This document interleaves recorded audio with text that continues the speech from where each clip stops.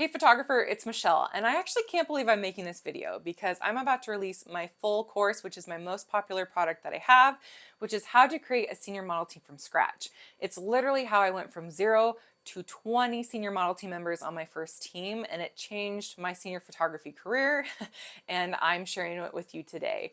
And just a little caveat, it was made a couple years ago, so there might be a few dated items in there, especially in the Instagram module, but I still think there's so much value in there that I'm just going to leave all that in there to see if that's helpful. And then also just know if it references any like templates or resources, I will link those down in the description box below if you would like to get a hold of those too. Really hope this helps you if you want to get into the senior photography market. So grab your drink of choice and pen and paper and let's get into it.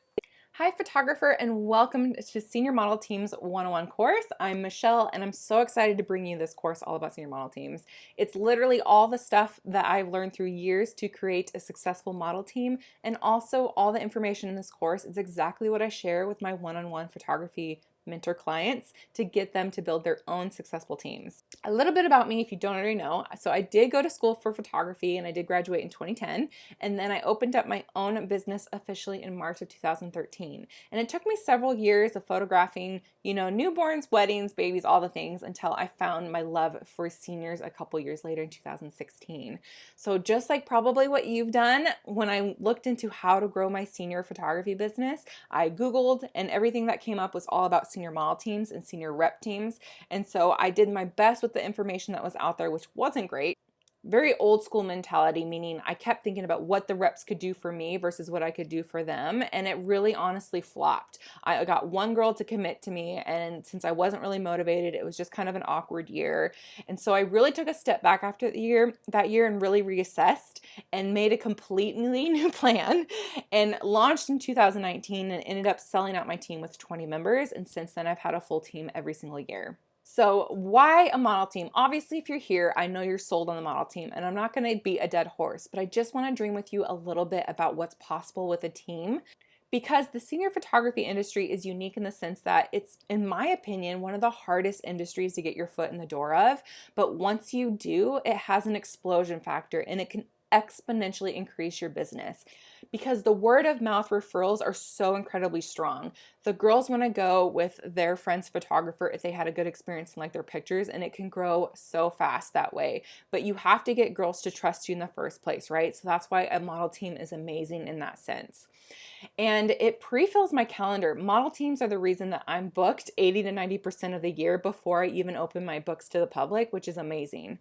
And then it also provides me stability, and so money in the slow months. So I am in the north, so it's very cold here in the winter. So I actually recruit my team in the winter, so January, February usually, and I'm not photographing a lot then. So normally I wouldn't be making a lot of money, but when I'm recruiting my girls, I'm getting them to commit to me about their senior pictures, and I'm getting cash flow even when I'm not photographing, which is so amazing.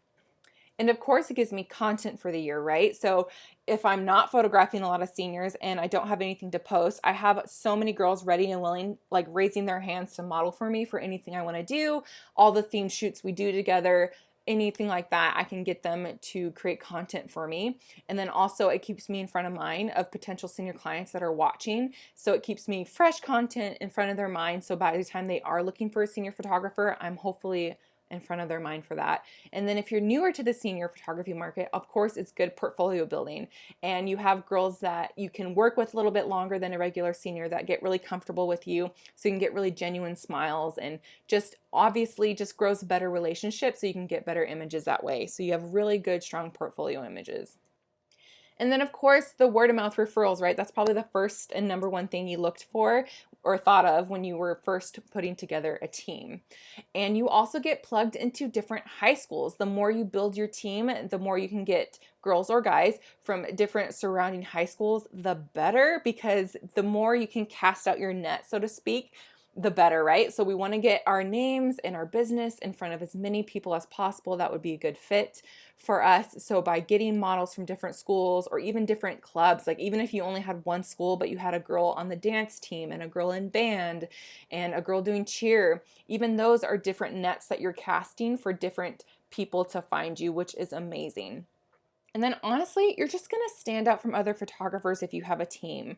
Model teams are supposed to be exclusive, and they are really fun and they're really unique, and especially in some areas don't even have a lot of senior rep teams or senior model teams. So this is a chance to really stand out from other photographers. Also because a lot of photographers are too afraid to niche down, and they offer everything like weddings, newborns, babies, all the things. And I will say, like, seniors are unique in the fact that they're a little selfish, and I say that in a kind way, meaning that when they're looking for photographers, they don't really care about seeing babies and families and stuff like that. They really want to see a photographer working with other seniors for them to get excited about working with them. Weddings are kind of the caveat to that, since they're thinking about their weddings still. That's why you see a lot of photographers that are weddings and seniors, because they do go well together, because seniors are they do love the wedding photography. So that's a little bit different. But for the most part, seniors want to make sure they're working with somebody that's worked with seniors, right? That's pretty normal. So this way, if you can kind of create this really exclusive experience and have a lot of images of teens and seniors, they're going to much likely trust you. And you're also going to stand out from other photographers, honestly, because if you're a photographer that photographs everything, you probably don't have the time to pour into a senior model team and really invest in seniors. And so this way you're just going to stand out, because a lot of people can't have the time to fit a model team into their business. Okay, so before you start a team, I have a few disclaimers I want you to think about and make sure you're confident in, just because in the long run, it's going to make your life so much better. And I don't want you to fizzle out before you've even started.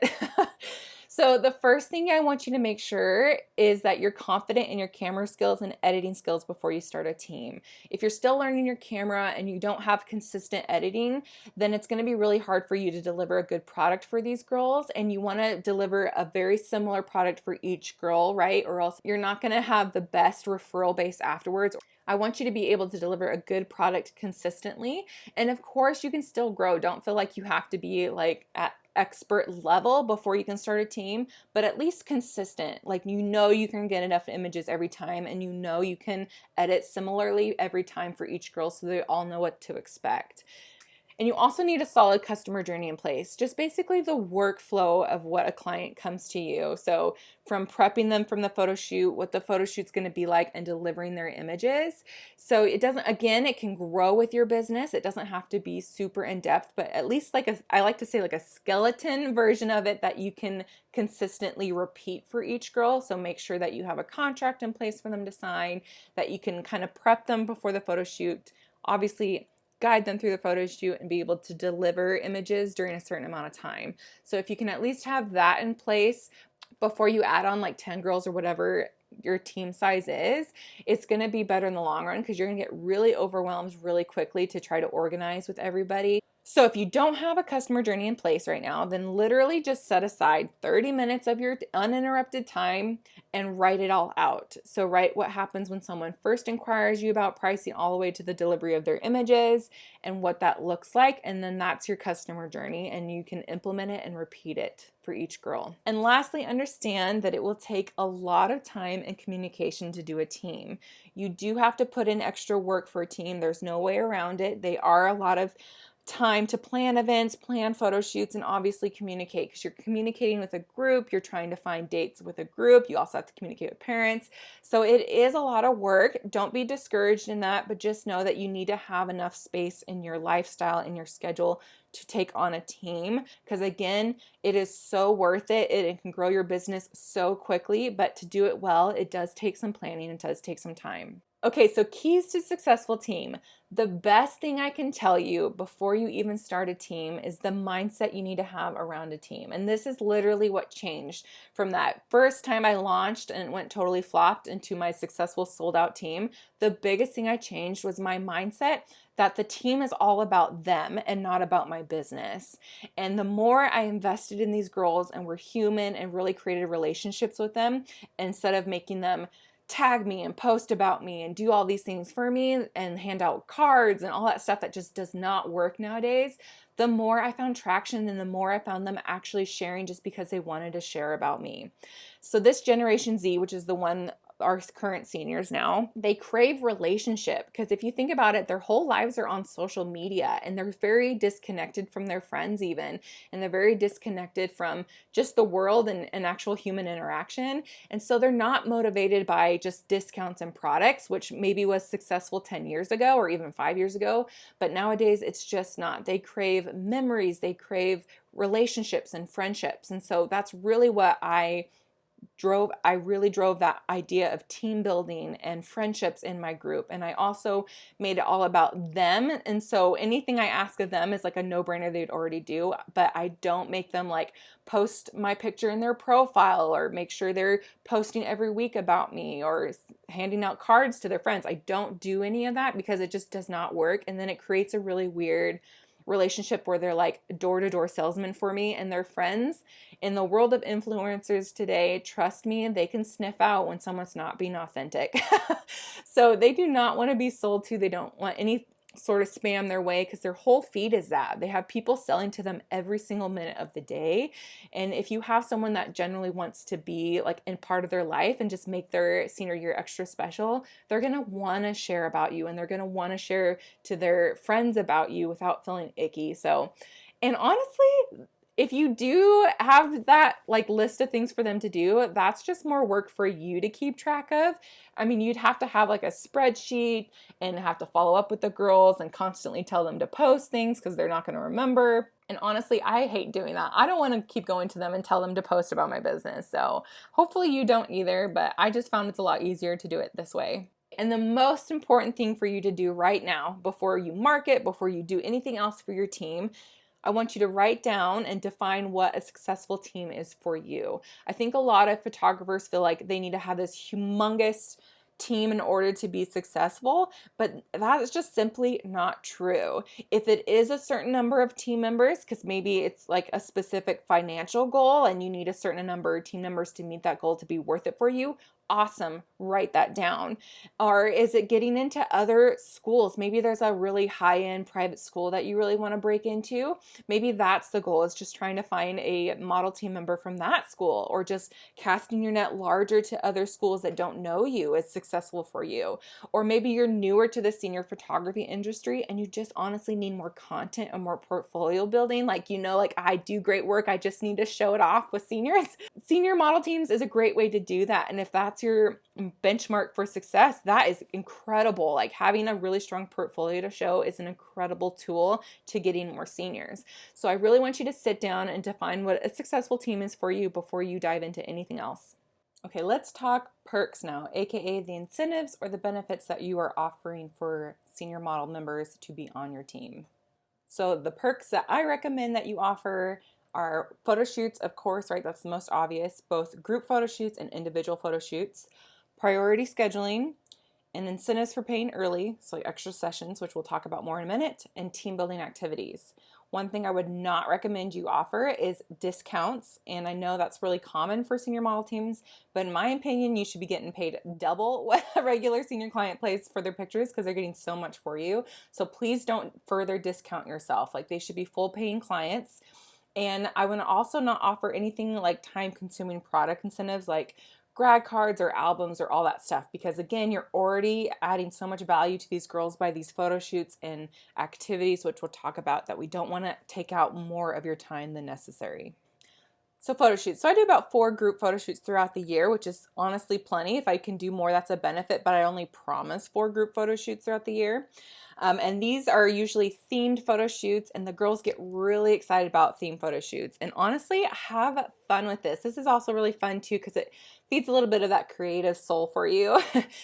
Some themes that I've done or that you could do that I think work really well are a 70s theme, a boho theme, Western, cottage picnic, resort wear, 4th of July, New Year's Eve, military-inspired 90s, vintage roller skates, etc. The sky's the limit. You can even do like a color theme where they all wear blue or something like that. It can be as simple as that. It doesn't have to be anything mega, but if they're all dressing up for one event, it's really fun.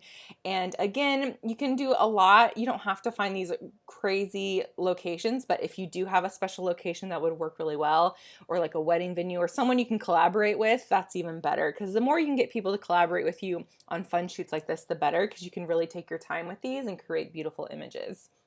I will say for a large team, meaning like over about 8 girls, I would recommend splitting up the group theme days into a couple different days just for easier management, because they are pretty big productions in my opinion to get everyone together. And I also want to do group photos and individual photos and different types of group photos. So it does take quite a bit of time. And then to pull off the theme photo shoots, I usually let the girls pick on a theme. I usually give them a couple different themes to choose from, and then the majority wins.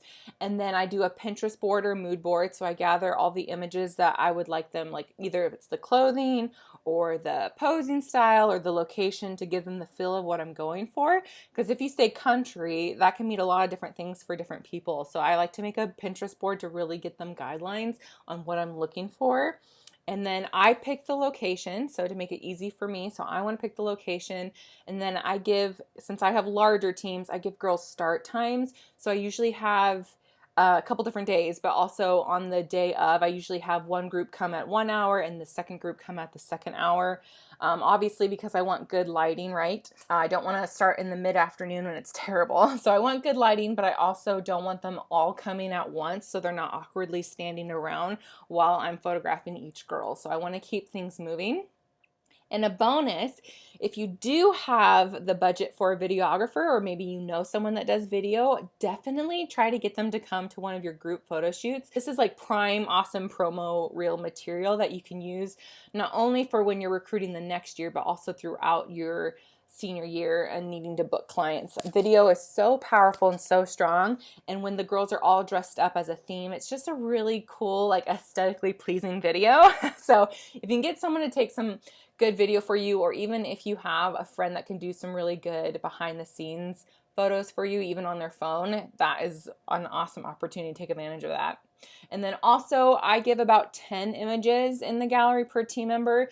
So I know I get a lot of questions of how many images to give them, because you're afraid that they don't want, you don't want to take away from their senior gallery, which is true. You don't want to take away from that. But remember that most of these photo shoots are themed. And so some of the girls, and since I do majority roles, not all the girls love like a Western theme, but they'll do it because the rest of the group is doing it. So they're really not going to worry about using those for their senior pictures, I promise. Plus, which we'll talk about later, but then they sign a contract with you, they're obviously committing to doing your senior portraits with you. So I have never had a problem with a girl leaving me early because she got photos from group photo shoots.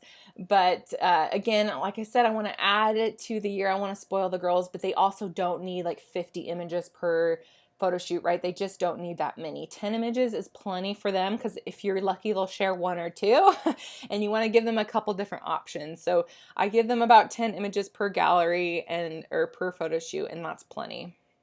And another huge perk I give to my senior model team members is first pick of dates. And I know there's some people out there that maybe would suggest you only having your model team members on your slowest months, but I personally, again, want them to feel like VIPs. They've booked and committed with me early. I want to make sure that they're getting the senior pictures that they want. So I open up my books to them first. So usually around like maybe April or the spring, before I typically start booking for the next class. And I let them pick their dates first. And I do let them know that, you know, when I open my dates to the public, so if you want to get first dibs, you need to schedule it by this time before I open it up to the public. But what's awesome about that is once they all pick their sessions, when I do open up my calendar to the public, there's often months I'm completely booked out because all the girls chose the fall or whatever they wanted to do. And it makes me look really high in demand, because I am, right? My schedule is getting filled out with all these girls. So it serves a double purpose. They feel really special. They get the dates they want. And then I'm also in high demand for the public, and it gets people incentives to book with me earlier. Plus, this honestly just helps me plan my calendar. If I know I have a lot in September, I know for my personal life to kind of work around that. So it just really helps me know which months I really need to push for, like if my calendar is a little bit more free in July, that to really push for filling July. Another huge perk I give for my senior model team members is incentives for paying early. Because these girls or guys, sorry, I keep saying that, but they are committing to me early on, I want to reward them for that. I want to reward them for making that decision early with me. So what I do is I give parents an option of a payment plan, because I always tell them I respect that it is an investment and I want to make it as easy as possible for them. And so if they choose to pay into their session as a payment plan, and I start them early. So if I'm recruiting in January or February and I start their payment plan in March, they're still paying into their portraits before they've even done their senior pictures. So I want to reward them for that. Or if they don't even want to deal with the payment plan and they're just ready to pay in full, either way, I reward them for paying in early. And so for me, I give them a mini session and I let them choose, and this is be very specific what you're offering, because there is room for miscommunication sometimes with this. So I tell them they can either choose a family mini session in the fall or a prom mini session. And family mini sessions are very popular with my seniors because moms like to do it before they leave off for college. So that's usually a huge incentive for them. And then if they recently had a family session done or something and they don't need it, then prom is also really popular with my girls too. So it's a win-win for me because all it's doing is costing me time.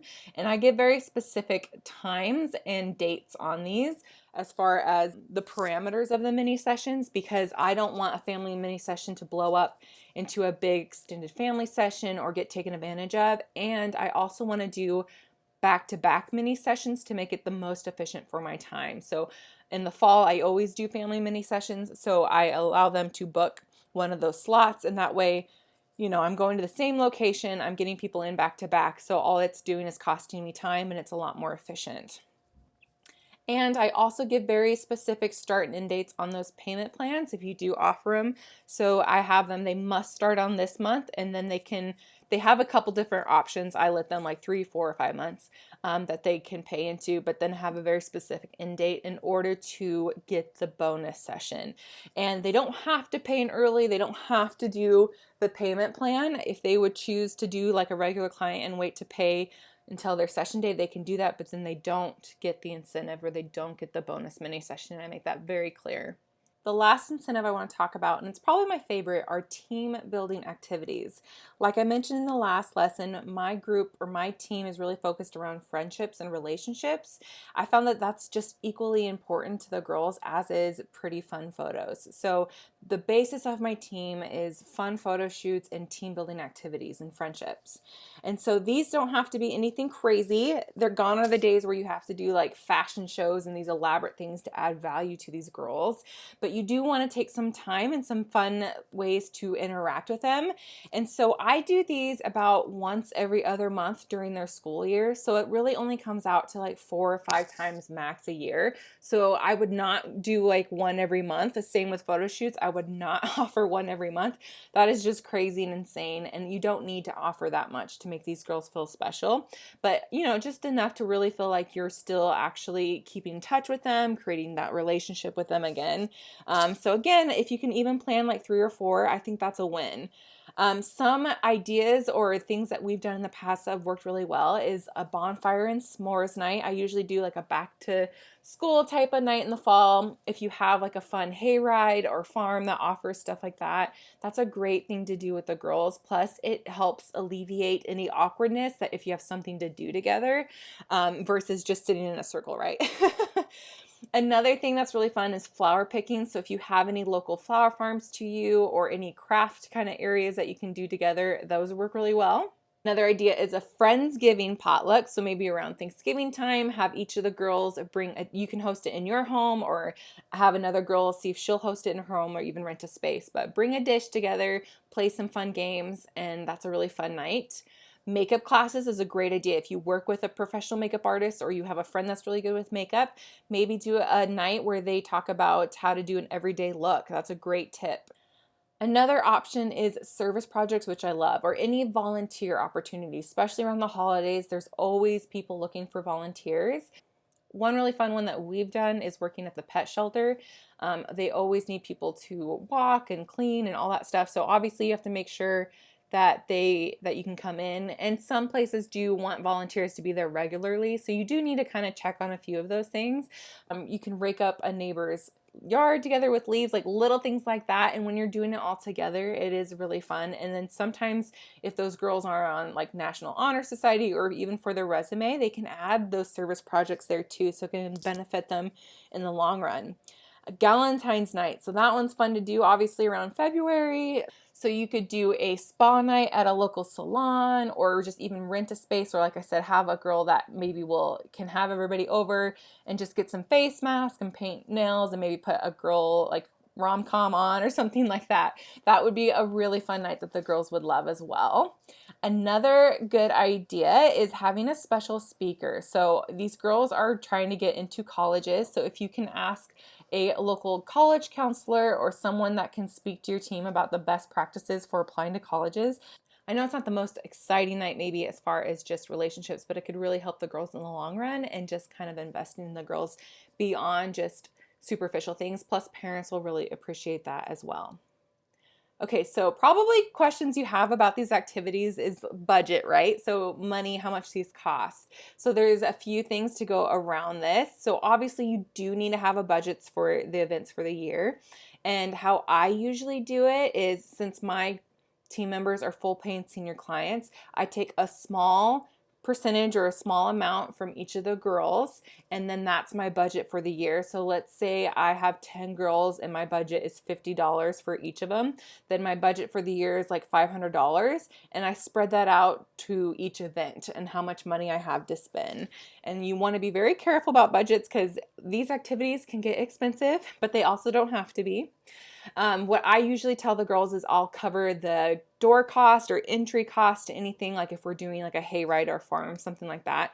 But anything inside, like extra, like food and drinks and stuff, will be their responsibility. I just don't want to ever have a girl not come because she can't afford to get in. So I will always cover the cost of the entry cost if there is. And then they take care of anything extra. And don't be afraid to ask local businesses to partner with you on this. Maybe there is like I said, a local spa or a makeup artist that would love to get in front of other potential clients that are willing to let you use their space or let you have a group discount, something like that. It never hurts to ask. And then the biggest resource that I don't think photographers use is parents. Most parents are so involved in their kids' life at this point, and they are happy to offer resources that they can. Maybe they have a building that you can access, or they can teach a class for you, or they will offer their home to you, and that's an awesome space to use. I've had moms that run their own home business that can help with facilitating a lot of these things, or they have their own line of lotion and beauty products that they offered the girls. And every year is different, of course, and you'll have years where parents are really involved and parents are not involved, but it never hurts to ask. I simply will just email them and ask if anybody, like, this is the event I would like to do. Does anybody know of anyone or have resources that they can offer? And if they do, great. If they don't, no big deal. Okay, so I just wanted to show you an example of this all coming together. This is literally the perk sheet I show to parents and potential team members when I am launching or pitching my team. So I have a headshot mini session. That's the first session they do with me. It's just kind of like a welcome get together. I have a big spring group shoot, which is that theme shoot we talked about. I offer cap and gown mini sessions to the girls. That's kind of like my last way to send them off to the year. Like that's kind of, I call it my grad party. And then the group meetup opportunities. This is those team activities we just mentioned. And it's important to note, especially if this is your first year doing it, you don't need to have all the details nailed down when you're first talking to parents about it. It would be good to at least have like, okay, in the fall we do one activity, or like in September we'll do one, November we'll do another one, February we'll do another one, but you don't need to know like the exact time and location of the date, because obviously you might even be like 6 months out before you even do any of that, and that's overwhelming. And I will tell you, every year you do this, it gets easier and easier to plan because you'll know what works, what doesn't work, etc. So all I literally just say is that there's group meetup opportunities. I don't even tell them exactly how many there are because I don't want to overpromise anything, but I give them a rough idea of how many we do, like I just mentioned to you, like once every other month during their school year. priority scheduling, their tailored senior session, and optional payment plan. And then I tell them about the bonus. So I hope that gives you a better idea and your wheels are spinning on what to offer your team for incentives. Now we're going to talk about expectations, meaning what you expect from your senior model team members in exchange for all the amazing perks that they're getting.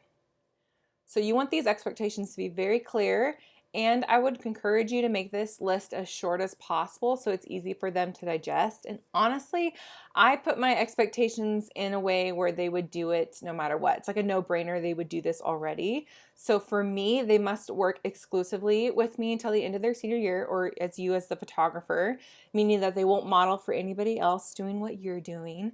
I do allow school-related photography, meaning yearbook pictures, dance pictures, sports pictures. I just put it in a way that I want to add to their senior year, not take away. So if any of that rubs you the wrong way, obviously do it the way you want to do it, but I personally found that that's been fine. And then they must purchase a senior collection from me. So that's a requirement. They have to be full paying senior clients and support you by following you on social media. So follow me. So most likely they're going to do that already, right? Because they want to see sneak peeks, behind the scenes, all that stuff. But I like to mention that that's an expectation from me. Okay, and so a couple things I want to talk about. The reason I set up my expectations this way is to help set you guys up for success in the long run, because trends come and go, especially in the senior photography industry. And I don't want you to be just overwhelmed or honestly just personally hurt by not having the correct expectations in place. If you haven't noticed already, this Generation Z doesn't like to post a lot of their images, at least not on their feed, and not super polished ones, especially currently. It's a lot of like photo dumping, as they call, or they'll post a lot of pictures in their stories but not in their feed. In a couple years that might change again, but for now that's the theme. So I don't want to put pressure on girls to post if they don't want to post. So for me, that is not the quintessential reason for them to be on my team. Most likely they at least share it in their stories and they'll tag me and all that stuff, but I don't require that because honestly, it just is stressful for me in the long run to be on top of them, making sure that they're doing that. And again, it's common for girls to delete like their entire social media, but keep like their profile picture or something. They honestly usually just keep their accounts to keep following up with their friends or celebrities. And if they're not posting your work a lot, don't take that personally. I know that's really hard. Oftentimes it's not a reflection of how they feel about the photos or how they feel about you or your work. They are in their own heads so much at that age, and they have so much pressure, especially when it comes to social media. I don't want to add to that. And honestly, them posting in their stories and etc., or like sharing stuff that I've shared with them and tagged them is far more powerful, and word of mouth is far more powerful than them posting a photo because they have to and then deleting it later because that's just what they do. And I still tag them and everything. I still personally post, like I'm still getting the content from them and they're still signing off on their model release, so I can post as much as I want. And I like to tag them in my stories because again, they're more likely to share in their stories because it goes away in 24 hours than posting it in my feed. But again, I don't expect it. I don't post it and then follow up with everybody sharing. Obviously, I say things when I meet them. I'm like, I really appreciate you sharing everything. I appreciate the tag, but it's not necessary, you know? And if you give them a reason to share your stories organically, like I said, those fun events, fun themed shoots, something extra special, they're gonna want to share. They want to share with their friends the fun things that they're doing. And again, their friends can sniff out if they're being unauthentic and when they are having fun and stuff. So you want to create this like FOMO, they call that fear of missing out. You want to create this exclusive team experience that they want to share, that they're happy to share, and they're not forced to share. At the same time, though, I don't want you to be taken advantage of. It's okay to be firm and clear in the boundaries you set with them, especially if you follow my approach where it should be almost a no-brainer for them anyway. Like they're going to choose you for their senior photographer, right? They want to follow you on social media. You're not asking a lot of them there. You're really not. So don't feel like you get to be a mat that gets to be walked on. What usually happens is at the beginning, they're so excited to work with you and they're all gung-ho with you, right? Because they're committed to you for a really long time, you know, they might be up to 6 months to a year, if not a year and a half sometimes, of how long they're committed to you. These teens forget what the contract even entailed, and they don't think of how their actions hurt your business. Again, they're just in a selfish phase of their life, not being mean, but if you think about when you were a teenager, you're not thinking about how you doing a BFF shoot with somebody is hurting your photographer. Like, it's just not in their frame of mind. So as the year goes on, you might find that a team member does a photo shoot with somebody else or a friend. And what I like to do is give them grace and benefit of the doubt first, because obviously it always hurts your heart a little bit if you see that, but they might not even realize what's that, what they're doing. And so I always reach out to the team member or parent first, not the other photographer, because it's not the other photographer's responsibility to know whether or not this person, their client or whatever, is a member of my team. So in the case, if they do end up doing pictures with another photographer, I just reach out to them and remind them after they graduate, then they're all free, but they still represent me and my business, and that they, sign their contract and anything. And then if it happens again, then it's grounds for dismissal from the team, because I'm not going to do all this extra work for somebody that's not committed to me. But like I said, if you set it up, I've never had to dismiss a girl from my team. I'm so thankful for that. But I do think a lot of that is like my groundwork from the beginning. Like, I really kind of vet these girls when I'm talking to them about what the team is about, and then overall just the feeling of the team, and we get close and we're really friends. Like, it's just creates a bond that doesn't create this weird relationship. But I understand that it does happen, and not every girl, even if you think that she's a perfect fit, ends up being a perfect fit for your team. So again, my approach is the first time they get a grace period. This goes the same thing if you're putting filters on your pictures too. I know that's a really hard one. Try to educate them as much as I can beforehand. I always put disclaimers on every gallery I send that please don't put any filters as it's a reflection of my work, all that stuff. Because again, they're not thinking that way, because they just want to match the aesthetic of their feed. They don't realize that it's hurting you as your business. So if you just gently remind them, put lots of emojis in there, make it a really light kind of tone, and then they usually never do it again. But if you find someone is just not respecting you or your team, then they absolutely do not need to stay on your team. Pricing. I do want to go over pricing real quick because I get a lot of questions about pricing. And although this is an individual answer, I do want to go over some kind of guidelines on what works well for me and what I'd recommend. So there's like 3 different pricing methods, and the first one is that the model team is for free, and I have it in big caps here, is do not do this.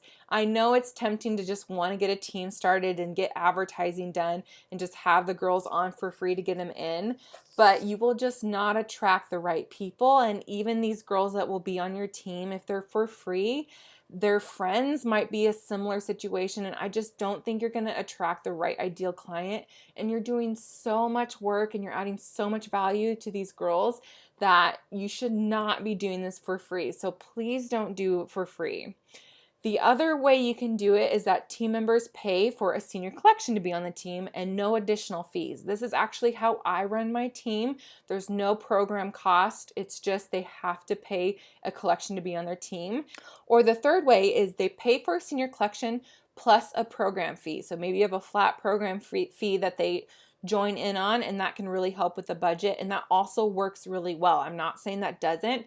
I do recommend that program fee not being a little bit lower than maybe, especially if you charge $1,000 or more, your program fee in comparison should be less than that, of course, just to get the girls in the door, but also cover some of your costs. That's a great way to do it. There's nothing wrong with doing a program fee. So the way that I do it is that every regular senior client of mine pays a session retainer to reserve their date, and then they pay the remainder of their collection the day of their session. So for my team, all I get them to do is sign the contract and pay the session retainer to be on my team. I like to have them some kind of skin in the game. It just makes them more committed to do that.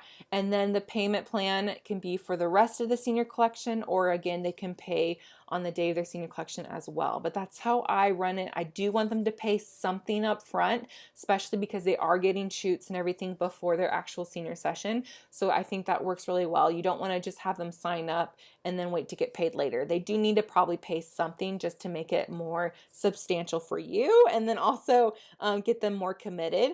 Or like I said, if you're running a program fee, obviously they would sign the contract and then they pay the program fee. And then however you want to set up the senior collection payment, you can do it that way. Again, just remember the goals for your team and what a successful team was for you. If it was a certain financial number, then make sure that your pricing of your program and your collections reflect that. If it was more content building and portfolio building, then maybe the program fee isn't as important to you and you can just have them pay a senior collection. And be mindful of budget. If you have some epic things planned, but obviously I don't want this coming out of your pocket too much, then do charge the program fee to cover those costs. That's a great way to cover that. And if things are tight and you don't really want to do a program fee on top, then a great way to do that is just to add more photo shoots than activities, because photo shoots usually just cost you your time, right? Unless you're getting lots of props and stuff, but they can just cost you your time and you can still create a great experience without feeling like you got to spend a lot of money. But again, like volunteer activities, stuff like that costs no money. So just keep that in mind. Ultimately, the goal is I want this team to be profitable for you. Again, you're always going to be investing more time into your team than a regular client. That's just what it is. But at the same time, I want you to make money, right? This, at the end of the day, we got to make money. We got to pay the bills. This has to be worth our time and our energy, and you deserve to be paid for your knowledge and your time. So you definitely want to make sure that your pricing is profitable to you, and whether or not you charge a program fee, that's up to you, but please, please, please don't make your team free. Now let's talk about finding team members, right? I think that's one of the hardest hurdles and probably the most asked questions I get. So just to give you a little background, when I first started doing seniors in a senior team, I didn't know any seniors. I wasn't one of those people that was a senior myself or just graduated where I could grab my friends. I wasn't even a mom to a senior. I literally was starting from scratch and had no in, and I was trying to find seniors, which was really hard. So the biggest lesson I learned, especially nowadays in the world of where social media is now, is that you have to go to your potential team members instead of waiting for them to come to you. You really have to be the action taker. You really have to be the one that tries to step in front of them versus hoping that they'll find your stuff. The photography industry is saturated with very talented photographers. The barrier of entry is almost non-existent with how affordable things are, and with all the information there is online, people can be self-taught and create great photography. So great photography is like the expected nowadays. And so in order for someone to just happen to find your images, especially with even the algorithms of social media and everything, it's getting harder and harder. Instead of hoping to the social media people that they would just happen to have your stuff be seen, I like to take matters into my own hands a little bit and be the one and try to make things work for me a little bit better. So let's start with social media first. So I want to mainly focus on Instagram because that's really where your target client is probably at, and TikTok. But mainly I want to talk about Instagram right now because it's a powerful tool that, if used well, can be really awesome for you and your photography. First, I want you to get a starting point and realize something that I think a lot of photographers don't realize. So this is kind of one of those big mistakes I see photographers do. So first, I want you to go to your Instagram analytics. If you have a business account, you must have a business account to get your analytics. So hopefully you have that. And I have an iPhone, so it could be a little bit different for Android, but in order to get to your analytics, you just go to your profile, and then there's those 3 bars usually in the top right corner, and then the insights is a couple sections down on there. And then you can go to your followers and hit total followers. It gives you an insight overview, and you go to your total followers. And that gives you a complete breakdown. And this is good for any genre of photography that you do as well. But it gives you an overall of who's actually following you on Instagram. It gives you their location, their age range, their gender, and the most times they're active on Instagram. So that gives you a really helpful tool of when to post things. So what time of day to post things. But I want you to look at that age range, specifically that first age range of 13 to 17, because that's going to be your potential senior clients, right? It's going to be those high schoolers. And if that number, so you need to look to the right and see the percentage of your followers, that age range. If that is lower than you thought, then we have a good starting point and welcome to the club. The biggest mistake I see with photographers is they create this gorgeous imagery, all this amazing content, posting such good stuff to their Instagram, but they don't have any followers that are their potential senior clients, so it just kind of falls on deaf ears. We have to create an audience that you need of your potential client, right? So I would make a goal to increase that if you're not happy with that number. So what we have to do to increase that number is obviously get in front of people, like show them that you exist, right? So here's what I did and I think works really well. So we got to do some research. So I would go to any past senior clients that you've recently done in the last year or two even, and go to their profile and then go to their friends list, specifically who's following them, not necessarily who they're following because they might be following like celebrities and stuff. So I would go who's following them and look through their followers list for potential senior clients, which would be juniors. So I do this by looking at the image. Obviously, if they look like they would be in the potential age range, I click on their profile. Oftentimes they put what graduating class they're in and what school they're in. And then if they are a potential senior client, I follow them. And if they're private, which that happens most of the time, like most of them will be private, I request to follow them. And I know photographers get like maybe frustrated with that, but I don't understand that because I think that's amazing. I think these teens should be protecting themselves. I think they should, most of them should be private. And what I do is once they accept my follow request, or if their profile was public, then I go and engage with their profile. I like maybe 5 of their pictures, comment on a couple of them, really make sure that they see that I, kind of gives them the notification of that I'm following them. And I try to make those comments very genuine, not just like cute or an emoji. Like if she's in her prom dress, I like to like say like your green prom dress is so beautiful in that background or something like that. So they know that I'm like a real person. And what this does is it just kind of raises their hand that I exist, right? Because most of us, when we see someone following us, will at least click on their profile to see who they are. And we have only a few seconds after that to decide whether to follow them or not. But that's okay because all I want to do is just tell other potential senior clients that my photography business exists and to check me out type of thing. And before you go and do this, I would definitely make sure that your own profile is up to date. Make sure you have a headshot image of yourself. Make sure your bio text says who you serve and where you serve, so that you serve seniors and then the city that you serve in. And then definitely make sure that recent senior work is posted. If it's been like 3 months since you posted a senior, post a past senior client, feature them. Remember that you only have a few seconds to make an impression of whether or not that they will follow you or not. Give them a reason to follow you by posting really good work. Make sure you post a recent story. Make sure that your website's listed and your link in your bio if they want to check out more of your work. Okay, now I know there's like a lot of red flags maybe going in your head, and I want to try to answer all of those objections. So the biggest thing I like to tell photographers, especially my one-on-one mentor clients, when I tell them this is what I did because they get nervous about it, and it's only weird if you are weird. What happens is if you're scared to follow them or you feel like cringy about it or worried that it's like not professional, first of all, most of the time it will be a private profile. And so when you request to follow them, it goes back to their control. They have the absolute authority to say, no, you can't follow them, or yes, you can follow them. So it's definitely up to them to let you follow them or not. And don't play the follower for follower game. So if they don't follow you back right away, don't unfollow them. Sometimes it takes me months of relationships of liking their photos, taking pictures of their friends before they follow me back and then ask me about my prices and stuff like that. Sometimes it takes a while. And sometimes they're just so enamored by spam and companies that they don't really pay attention to you until later on. The follow is like the hello, I exist. this is what I have to offer you. This is a reason to follow me. And that's mainly what this purpose is.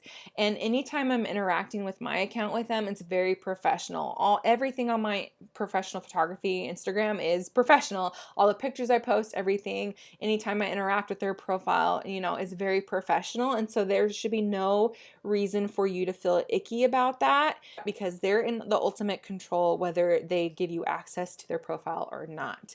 Then once they have accepted your friend request, so let's say, yes, you can follow me, then you have access to their friends. And I like to go down their friend list then, because normally they have similar age range, right? If I'm following a junior and I go to her profile, chances are she has a lot of friends that are juniors. You got to be careful going down the rabbit hole with this, but you can keep kind of adding friends as you go. Now, some disclaimers with doing this approach.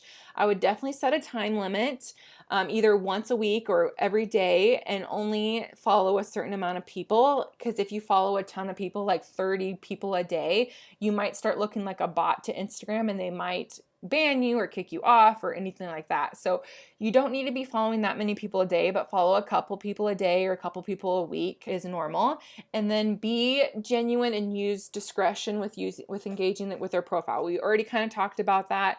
But again, if the girl is, interacting with her boyfriend, or she's at the lake in maybe her swimsuit, I tend to not even like those photos. I don't want to give any reason to be weird. Like I said, it's only weird if you're weird. I use discretion when I'm liking their profile or liking their pictures and interacting with them. Also, have a reply ready if they ask who you are. Some of them will accept my friend request, or they'll message me before they accept it and ask if they know me. I'm just honest. I introduce myself that I'm a local senior photographer and I would love to create content that she's interested in. Let me know if she has any questions about pictures, or maybe that her profile was suggested to me, because Instagram does that, and I follow girls like that way too. Just be totally honest. Say, we haven't met yet, but I'm a senior photographer and I love creating content for local high school students, or whatever you want to say, kind of along those lines. But just be honest. Don't be like, yes, if you don't know each other. Again, be authentic.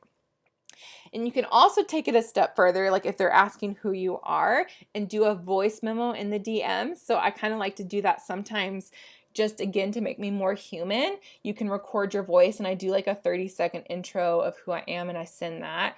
And if they can see your face or hear your voice, like if you do a story or something, they connect with you more and more, and you're more human. And people like doing business with humans. Knowing you as a photographer is really important to choosing you to be their photographer for their senior pictures. So definitely don't be afraid to just be honest. And obviously, the more honest you are and they choose not to follow you or have you follow them, no big deal. That's totally in their right. And then you move on. This method, if you do it in the right way and you don't obsess over it and you do it in a professional way, is a great way to grow your social media, no matter what genre of photography you're trying to grow.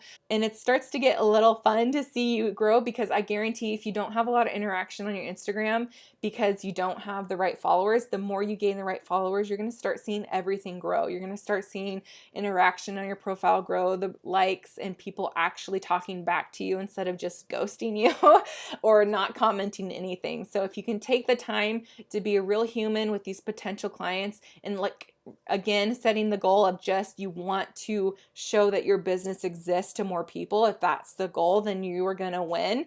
And hopefully you gain a couple new followers along the way. And that's a great way to find potential senior models, of course, is to do it this way.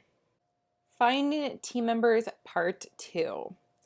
So another huge way to find potential team members and future senior clients besides just social media is creating relationships and getting in with one of the local high schools to you. High schools are full of different sports teams and different clubs. If you think about even just one of your high schools close to you, especially if it's a bigger high school, they probably have multiple sports teams, multiple different clubs. And what I want you to do is consider offering to photograph a team or a club, meaning like a soccer team, a volleyball team, maybe a band, doing headshots for the drama club, etc. Consider offering to do team photos. But before you do this, I would also make sure that the offer was really special, something different than maybe a big company that does this in bulk. So maybe you offer the team a jersey image and maybe a casual image. Maybe they get in their full gear for one for a team picture, and then maybe they get to wear jeans and a t-shirt or jeans in their jersey for the other photo. Or maybe the location is something special. Instead of just doing it inside a gym or just with a boring backdrop, maybe you go on the track or maybe even go downtown, something extra special that again they don't normally get from a big bulk company. So before you start making calls and trying to pitch yourself, make sure you have a clear plan of what you want to offer for this photo shoot. Remember that these teams often don't have a lot of money and they have to fundraise for themselves. So they have to fundraise for trips and sometimes games and jerseys, etc. So they don't have a lot of cash just piled up to give to you for pictures. So make sure that you know the purpose and the value of doing this, and usually it's more for marketing purposes than it is for monetary purposes, although you certainly can get paid. A couple ways of offering this is you can consider doing the session for free and then charging the parents for different packages on the end. So once the photos are done, you can have the different packages of maybe a group image and a couple individual images. You can either do prints with it, digitals, or both. That's totally up to you and how you run your business. Or if you want to keep it even simpler, you could offer just a low flat rate to do the session and then provide the digital images. So the ways to make this actually successful is make sure you make this process as easy as possible for the school and the coach. You want to be the go-to communicator for parents instead of the parents coming to the coaches with all these questions about pictures. They're not going to want to work with you again if it ends up being a really stressful process for them. And make sure that you can actually deliver on the epic experience and product. So make sure it's a really fun experience. Again, something extra special, and obviously that the images are good, of course. And I want you to use this opportunity to the fullest. So remember that by doing this, you now have the emails of parents to market to later down the road. You also, these teams usually have underclassmen as well as seniors, of course. So not only will you get potential senior clients, give them a reason to follow you. So what I've done in the past, the first time the cheer team I photographed, I got little goodie bags for all the girls and I left a contact card in there and told them to follow me for behind the scenes of their shoot. And I made sure I brought someone along to get lots of fun behind the scenes images and videos, and obviously that'll post sneak peeks. So give them a reason to follow me. And remember that now you have access to freshmen, sophomore, juniors, and so you want to create a good relationship off the bat so that they can follow you for years to come and potentially have senior clients from beyond just this year. Now, a few obstacles to consider before you start tackling this project is schools are harder to contact, and more than ever, as they should be with the climate that we're in today and the things that go on with schools. So don't be nervous or scared if you're having a hard time even talking to somebody. You just have to keep trying. Make sure you have a follow-up. If you have to leave a voicemail or something, make sure to follow up with them in a few days if they don't call you back. And another obstacle could be they already have a contract photographer. That's totally fine. What you have to remember is they might not have a contract photographer for all the teams or all the clubs. They might have one for maybe the football team and the basketball team, but they might not have one for the softball team. So you just have to make sure to ask if they have a contract photographer for everybody. And you also might run into that there are already moms offering to take photos of the team, obviously of their child that's in there, and that's totally fine too. Not every year is going to have a mom that will do photography, but there will be years that you'll run into that.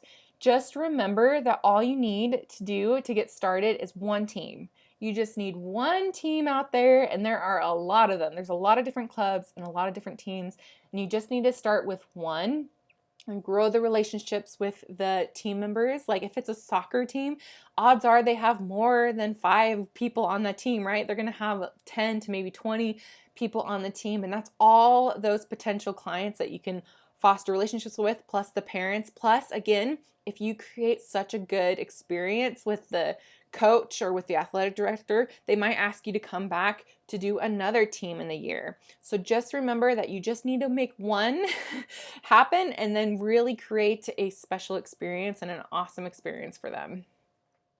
Okay, so action steps to actually getting this done.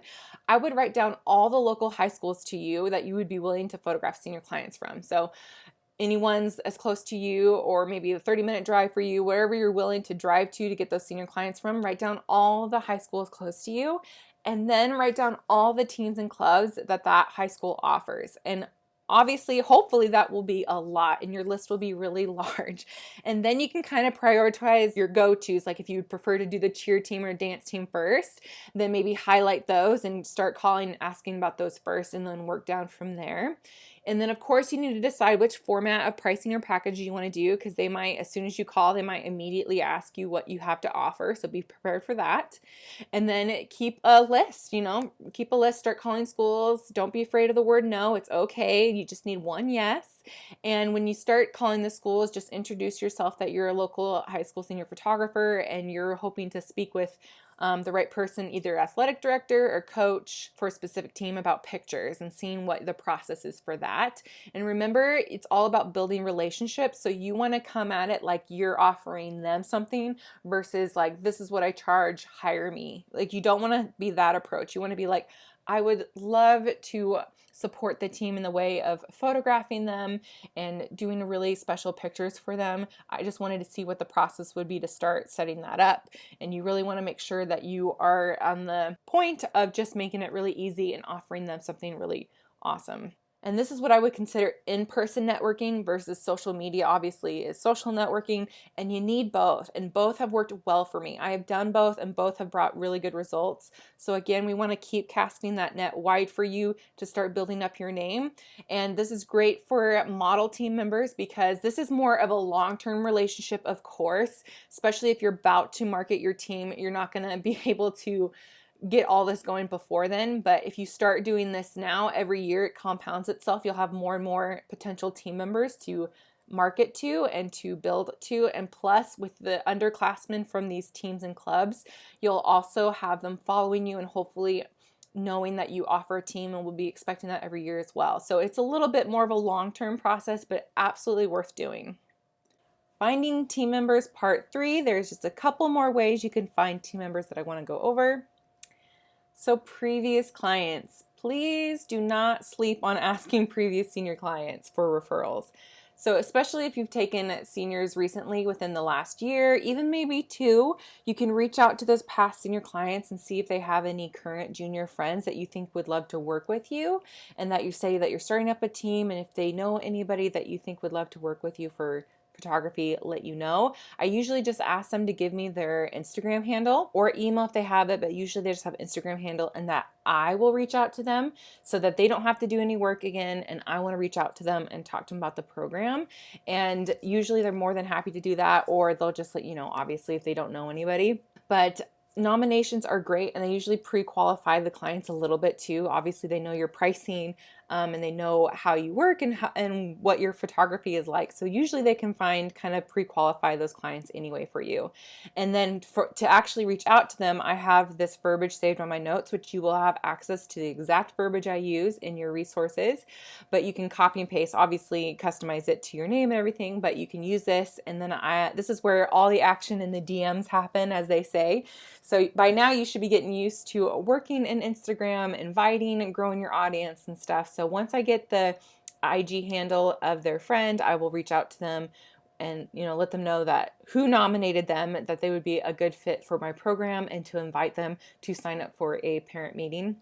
So don't be afraid to ask clients to nominate their friends, and then it has a powerful kind of testimonial tool too, because their friends can ask them like, who is this person? And they can let them know, it's my photographer, Okay, and the last thing I want to talk about is a model call. So if you feel like you just don't have enough content in general to be growing your audience and talking to seniors or anything, then I strongly encourage you to do a model call, especially if you want to get launching soon about your senior model team, but you just don't have content.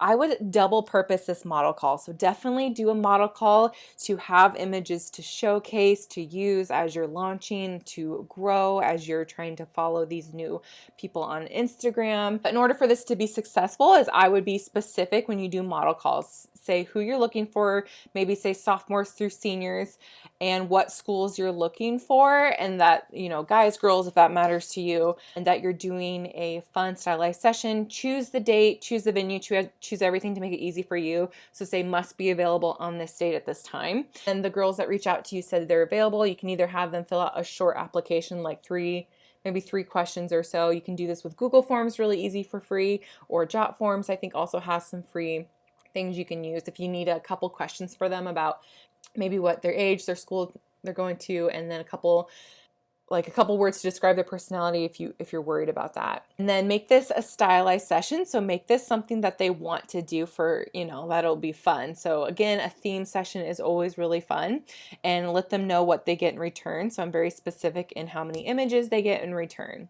Now, in order to double purpose this, so you have all this content, you got the model call, they showed up, anyway, you've done everything for free, right? Before you just send them off a gallery and have them use the images as is, what I would do, and this is what I did in the very beginning, is I would do kind of like a viewing party if possible. You can either do this with each person or you can do it as a group. I probably actually would do individuals because you're going to be pitching your team to them at the end, and it's easier to do it one-on-one. So you can just do it via a Zoom call and just share your screen, showcase a fun slideshow of the images. If you had a videographer or any kind of behind the scenes that you kind of threw in the slideshow, that's really fun to share. And what I did is after I showed them all the images and tell them, you know, these are the images you're going to get for free, I start off with, I loved working with you so much, and I'm starting a team here soon that I'd love to tell you about if that's okay. And I usually always ask them, and they're going to usually say yes, but I just kind of want to ask their permission to talk to them about it. And then I literally do like a parent meeting. I go over the perks and the expectations and how much it would cost and everything. And if you're doing it in person, then I would definitely have a folder ready to give to them with information. But if you're doing it online, you can send them a PDF, which we'll go over next time, but your info PDF that you can send to them if they need to think about it. And there's no pressure for that. That's, again, the first time I did it, I think I had 6 girls on the model call, and I had 2 girls sign up for my teams, which was awesome for me. So that was just another way for me to gain more model team members. And that's a great way to double purpose this, because if the worst case scenario, if they all say no, they don't want to do it, you still have awesome images to use to launch for your team. And you have images of a group together too, not just individual girls, which is important when you're talking about your team. So definitely consider a fun model call, and definitely consider a viewing party or a session premiere, however you want to call it, to where you're pitching your team to these girls and seeing if they're interested in. First of all, congratulations if you got this far. That means you've built up how to structure your team, what you're going to offer, what you expect from your team, and how to market to potential team members. That is awesome. Now I want to talk about actually how to launch your team, because you can have the best program in the world, but if you don't know how to create excitement around the opening of your team, or even having a smooth process for girls to sign up for a team, it's going to flop. So I really want to help you really set up for success, because I know I really struggled when it came time to actually launching my team. So we're going to talk about pre-launch first. So there's a few things you need to decide before you actually launch. So first, decide when you want to launch, when you want the doors to be open, so to speak, and then work backwards from there. So figure out the month that you want to really recruit for the girls, and then you can kind of plan how you want to lead up and how you want to launch during your actual open door time. And then you need to decide how many girls you want on the team, and if you have a max. So if you're like, I can only take 10 this year, make sure you write that down for yourself. Ideally, you would only have the doors open for about 2 weeks, because you don't want this to be a huge, long, drawn-out process, because then it doesn't create any urgency for people to sign up. But especially in my first couple years, I would have those open and close dates. But if I didn't reach the number of girls I wanted, I would still like DM girls, inviting them to a meeting, and I just want to advertise that it was open. You know, I would say something along the lines like, I'm wrapping up my team, but I really think you'd be a good fit. If you're interested, sign up here. Don't stress if you get to the door closing date and you didn't get as many girls as you wanted on your team. You can still kind of keep adding them on as you go, but definitely have a hard date. Like, they can't sign up infinitely, right, to your team, because then you got to move on at some point. You also have to decide if you want to do in-person parent meetings or online parent meetings. I've done both, and honestly, I've had successful with both. There's not one that that is better than others. I will say in person, you definitely get a better connection and you can talk more easily and you get better attention span in person, because they don't have distractions of being home. However, the online is so much more convenient for myself because if I get a cancellation or a no-show, I'm not out that time just waiting. Like I've done coffee shops before, and if I have like a gap in between meetings, I'm just sitting there and it's kind of a waste of my time, and that's kind of annoying. Plus, online I can share everything digitally, so I'm not having to print anything out, which I like as well. However, it is a bigger statement. Sometimes it stands out more when people have like a physical folder to take home to look at information as well. So pros and cons to both. You just got to figure out what's best for you and your family. And then once you have the decisions of when you want to launch, you can start warming up your audience. So be sure, especially a couple months before you know you're going to open your team, really dive into that method of growing that Instagram audience. So really following new teens, engaging with their content, liking their photos, being present on social media, being consistent, uploading and posting, like really start amping up your social media profiles. Okay, now the prep work, and you will get a list of a little checklist I have for pre-launch checklists, so you can use that as well. But I'm going to quickly go over the things that I do to prepare for my launch. So I make sure that my contract is updated for the new year if I want to add anything, take anything away, etc. That my website is updated, so if I want to update new photos, make sure all the links work, especially make sure my contact page works. Update my socials. I always have to comb through like the highlight reels, my links, make sure my bio is updated, etc. The scheduler you're going to use to schedule your meetings, make sure that your meeting times are what you want them to be and that you've uploaded the meeting times and everything like that. Pricing, if you're increasing your pricing or overhauling it in any way, that you have that all figured out. The PDF info guide, which we'll go over here in a second, of what you're actually going to send to parents after the meeting so that they have all the information they need to make a decision. Facebook cover, if you have Facebook page, I like to make a huge banner of that too, the first thing when someone lands on my page, that the senior model team is open and taking meetings. And then I also have my verbiage ready in my note section on my phone for those cold leads. So like I said, individually DMing, inviting girls to sign up. I've done that a lot. Sometimes girls feel more like they'll be lurkers. They'll like watch your stories and be interested. But sometimes it helps to have a personal invitation to sign up for something. But again, you're going to get this verbiage in the resources. Then I gather testimonials. So even if I got senior testimonials throughout the year, I like to get specific team testimonials. So I'll ask maybe like 5 of my girls or however many I want to ask them for a testimonial. I usually give them a prompt like, if your friend was considering being a part of the team, what would you tell them? And it's really helpful to give the girls a prompt, by the way, instead of just saying, give me a review, like give them something to answer and it helps them.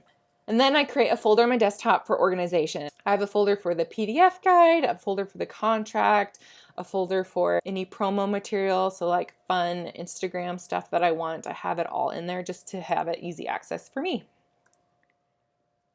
Okay, so the PDF guide. So this is going to be your main tool of information to hand to parents. And so in this PDF guide, you can create this on Canva if you want. I love Canva. If you haven't heard of Canva, it's like graphic design for dummies is what I like to think of it. It's a drag and drop system. They have an amazing free subscription. I have the paid one as well, which is also awesome, but you can do a ton for free. They have lots of templates. It's really easy to drag and drop. So I love Canva if you just don't feel like you're a graphic designer and you're not sure where to start with designing this. So the things I would put in your guide is an about you page. So just brief summary of who you are, how long you've been doing photography, like why you love working with seniors. And then I'd have a page on basic team info, like what is your team, especially if you're talking to a market that's not familiar with a senior model team. Parents can hear the word model and get really nervous about that. Like, why is my daughter modeling for you? So I like to really dive in, like who is it for, who's a good fit for the team. And then of course a perks page, all the benefits they get. The tasks page is what I call it. It's just the expectations I have for them. If you have testimonials, put it in there. Testimonials are what sells it for you. Pricing, of course, make sure it's clear pricing. And then fill it with your work. You want people to be very excited to work with you. And it's a little bit like subliminal messaging, especially if girls start seeing girls they know in there. Once you start doing this a couple years, they're going to be like, oh, I know her, or look who was on your team this year. And it creates good like chatter and small talk and everything like that. And if you don't even know where to start and you would love a template, I do have a template available for a senior model team magazine on my website at michellenicholsphotography.com/photographers. And just a side note, when I hand this out, so because I do online meetings, I don't send them any information beforehand because I want to be able to talk to them about the team and the value I bring. I know if I can talk to them, I can explain it really well versus them seeing the price and getting scared. So what I do is I have the PDF ready to go, and then during the meeting I'll share a lot of the pages in the guide, and then afterwards I'll give them the PDF guide. But I don't like to do it before because I really want to make sure they actually arrive to the parent meeting so I can talk to them and explain a little bit more of the value that I have for the team. Plus, we know that nobody reads, so I like to make sure that I get my points across before they just see the price and leave. Okay, so we're talking about pre-launch still. So this is where we start getting the excitement going. So about 3 to 4 weeks out, I start posting 1 or 2 times a teaser of when the doors will open. Like, get excited. I post a couple like BTS or like a promo reel that I had from the year before, or featured sessions, stuff like that. I just let them know that it's coming. I also love ramping up my team by saying who the team is perfect for, by asking who would love the perks. So this is a little bit like reverse psychology. So I asked them like who would love doing photo shoots with their best friends and doing fun activities, or who loves stylized sessions and getting beautiful images to post that you're not afraid to post about, or something like that. And I'll have like a yes or no questions box or a slider, something fun they can interact with. And that also helps me kind of know when I look at who interacted with a post who's really like a warmer lead. And also it just gets them excited because all I want to talk about is the benefits first, right? I'm going to lead with the benefits, lead with that value first before any pricing or expectation. I show lots of behind the scenes of me getting ready. I want them to know like a picture of my desk or a picture of the folder I have. I just want them to know that I'm working on opening it. And I want to make it feel exclusive and available, and said I'm only have a few spots this year. I'm so excited to get to know the new class.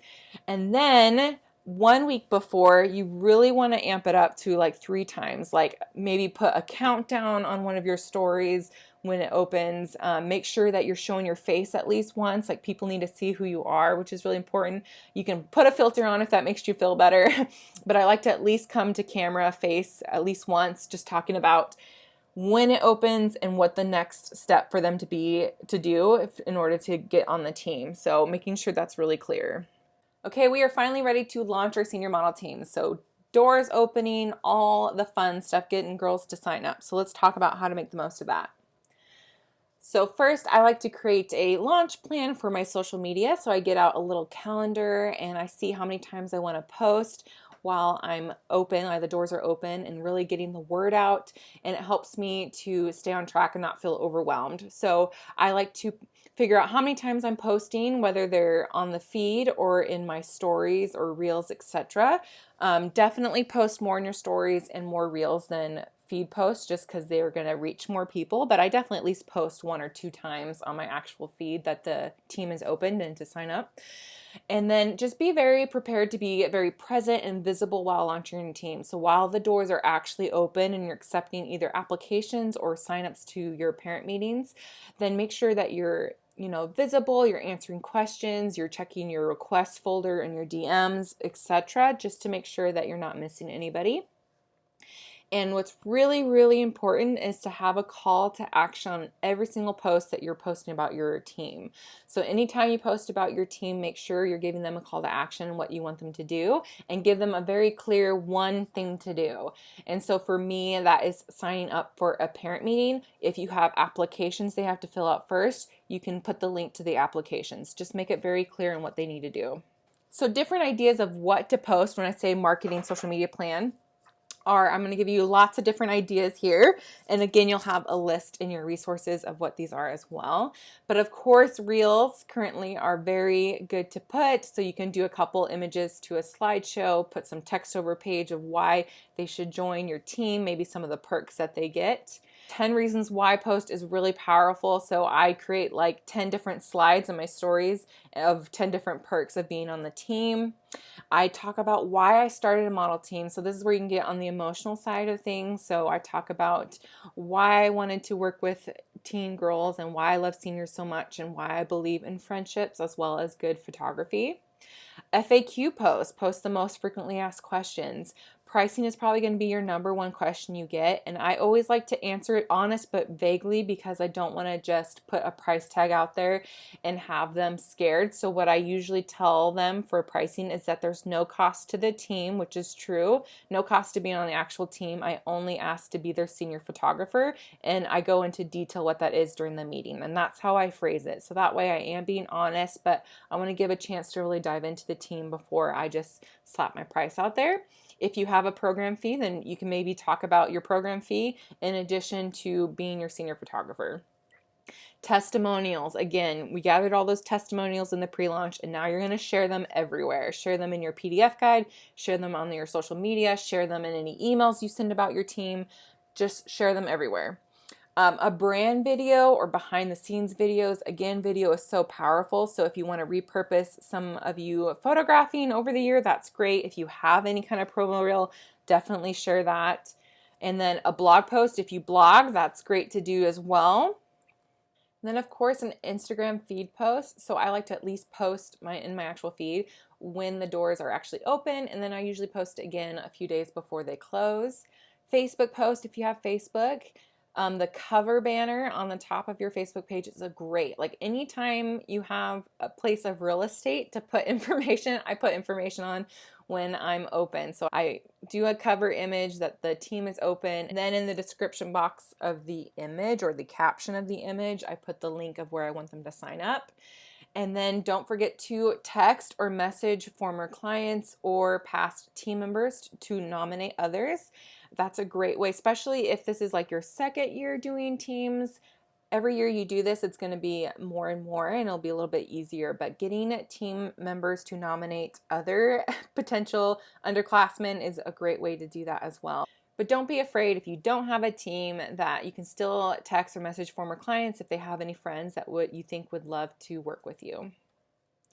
And I also share past client shoots. So again, this is a way for me to repurpose some of my old work or just repurpose some of my favorite work so it's at the top of my feed as I launch. So I like to just share that it's a featured session and then highlight some of my favorite images from the shoot.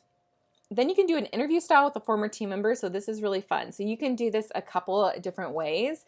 You can literally have a live chat with them. So you can actually interview them on your stories or going live and ask them some questions about what it was like to be on the team. What did they learn? What was a highlight of being on the team? Or you can like give them the questions beforehand and they can kind of do an Instagram takeover where they either just film themselves and then send that video to you and then you can upload it, or if you're comfortable you can give them your login details and they just go on your page and do that, or you can just do it in a caption of a couple images from a senior session of that team member and just talk about an interview style there. I will say video is going to be a more powerful tool, so if you can do video, I would do video.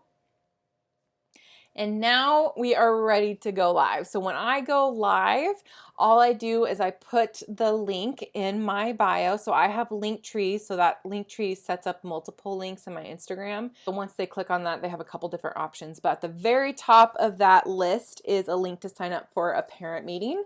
If you do applications, you can put a link to the application first. But I find the way that I do it is I want to get the meeting. The meeting is the most important thing for me because I can convert a lot better, and especially because there's finances involved. I like to meet with the girls first before choosing them to be on my team, so to speak. And honestly, because of my pricing and stuff, it filters out most of the girls anyway. And if I am starting to get a lot of signups, then I just close it down when I get full. So I quickly wanted to go over the workflow of how it all works for my team to get signed up, and then we'll jump back to the launching part.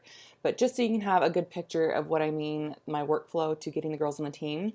So all my posts, so like Instagram feed, post, stories, reels, Facebook posts, any emails I send out, any girls that I'm personally inviting in the DMs, I'm all sending them the same link, which is a link to sign up for the parent meeting. So they sign up for the parent meeting, and then I send them a questionnaire, and this is like my version of an application, I guess. So it's a couple questions to get to know them, but for me the most important part is to get them in the meeting. And then during the parent meeting, I try to do a very thorough job of pre-qualifying the girls, meaning who is the perfect fit for the team, what to expect as they are on the team, financials, all those things, and kind of how to get the most out of being on the team. And if they go through all that, if they come to the meeting, they filled out my questionnaire, they've listened to everything about who I feel is a perfect fit for the team, and they agree to pay a senior session, and they choose to continue forward with being on the team, odds are they're a really good fit for my team. So after the parent meeting, they sign a contract and pay the retainer, and they're officially on my team. And then I just do the parent meetings until my team is full. So I have a certain amount I can take every year, and I just do the parent meetings until it's full. And odds are, if they're jumping on first, if they're one of the first girls to do the meeting and stuff, they're very motivated and they'll be a very good fit for the team.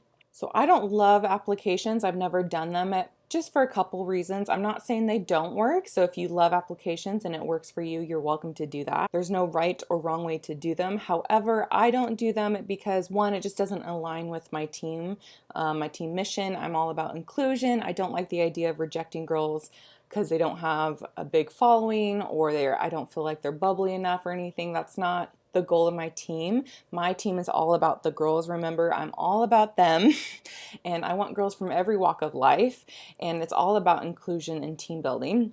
And then the second part of it is I never felt good with the financials. So if I say that I picked you and then I come at them with like financial obligations, it just felt like a weird flow to me and a weird relationship. I want to make sure that they know everything before getting on the team. I do it this way. Plus, I like to simplify the process. Again, the parent meeting is the most important thing for me because I want to be able to talk to them, meet them, answer questions, really explain what the team is about for them to decide if it's a good fit for them. And I'm not saying like every girl I've ever had is the most perfect team member, but I've had a really good experience doing this way. So this is the way I do it, and it works really well for me.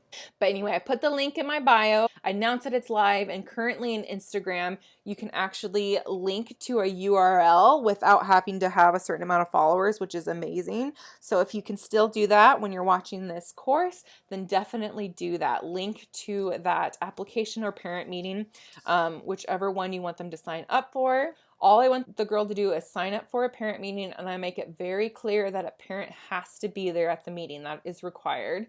And mine are online, so mine are Zoom call meetings, so it's pretty easy for a parent to join in no matter where they're at. And I do them in the evening and different times in the weekend, so it's pretty easy available for the parents. But as soon as they sign up for a meeting, I send them a questionnaire. So this is my quote unquote application, if you will say. Mine are very short. I have like 5 or 6 questions on there, which I'm going to show you what they are in a minute, because I do want a little information on these girls before I enter the meeting. But above all else, I just want that meeting. I want that face-to-face chance to talk to them, because I know if I can get them to the meeting, I have a pretty high conversion rate of them committing to the team. So once they go live, I usually start the parent meetings the following week, because I don't want to say it's live and the parent meetings don't start for the next month, because I want to build on this momentum, right? We've pre-launched, we've been talking about it for weeks. We finally are going live. We're very present. We want to keep on that momentum. And so I start meeting with parents the next week, but I'm still launching during that next week, if that makes sense. So I have 1 week of just pure launching, and then that second week I'm starting meetings, but I'm also still launching because I do parent meetings a couple weeks. I know for me, I can only do like 3 or 4 meetings in a row before I'm like tapped out. So I choose to kind of space mine out for my energy, but that's just a personal thing. So I'm doing meetings, I'm posting on social media, I'm sending emails, letting everybody know that team is open, and I want to just build on the excitement. So again, I'm often still launching while starting the meetings, and honestly, it's kind of works in my favor because as girls sign up to be a part of the team, I'm saying like so and so is signing up for the team, and it gets people excited to like, oh, other people are jumping on this. I want to get in on this too. So it kind of helps create momentum for me as well. And so here's a little snapshot of the exact questionnaire I send. So I just ask these basic questions. So I ask what high school do they attend. I have underclassmen join my team as well, so that's why I ask if they're senior or underclassmen. I say describe your personality in 3 words. And then I ask them what are they most excited about joining. Mine's called Street Team. So what are they most excited about joining the team? And then the bottom one, I don't require it because if they don't have anyone, that's okay. But again, I ask them, this is kind of like a huge bonus tip too. So I asked them, do they have a BFF that they would love to do the team with? If so, leave their Instagram or email below and I will invite them. Again, I'm not asking them to do anything with referral, but if they just give me a name and access, then I will message them on Instagram or email them, whatever they give me, and let them know that their friend nominated them to be part of the team as well. And again, it's that like official invitation. And if they know their friend is doing it, they're more likely to come along board too. So I like to take advantage and invite all the best friends that are listed as well. And a big thing for me, so if they fill out this questionnaire to begin with, I already know they're a better fit for me because they're taking the time to answer these questions. It also helps me have a few talking points during the parent meeting, like, oh, you go to this school, do you know such and such? Or if they know any team members or anything like that, it helps me a little bit. Okay, so let's talk about these parent meetings. If you've never done a parent meeting, I highly, highly recommend a parent meeting, especially because seniors are unique in the fact that we kind of have 2 clients, right? We have the senior, but we also have the parent because the parent is often paying for the pictures, and so they need to be on board as well. Plus, you're dealing with minors, so you need parents' approval for like everything.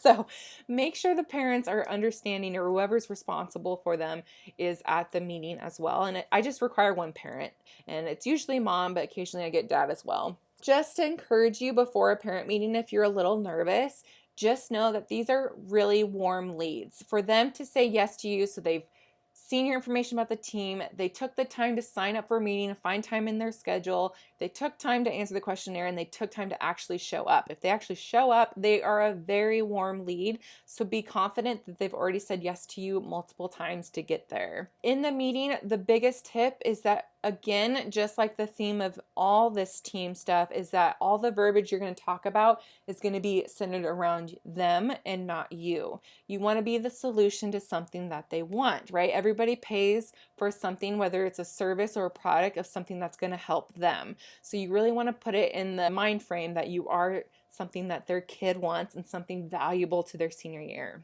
And be the leader. Okay, this is really important too, because although I can come across like a little extroverted in the lead, like I am kind of a wimp sometimes with parents. I feel like I'm getting scolded sometimes by dads, especially. I don't know why, but it just happens.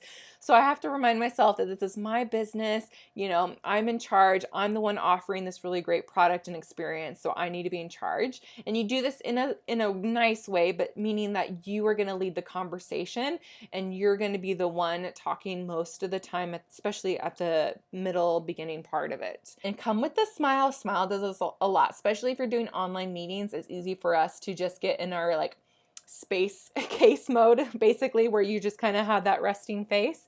But make sure to be smiling, engaging, and talking with them, and you'll see if you smile at someone, they smile back at you. Especially girls, if they're really shy to meet you, just smile at them and they usually feel a little bit more comfortable. And just know that you're going to be there to answer any questions as well. And all you're doing at this parent meeting is giving them information for the team. For me, I approach it as there's no obligation.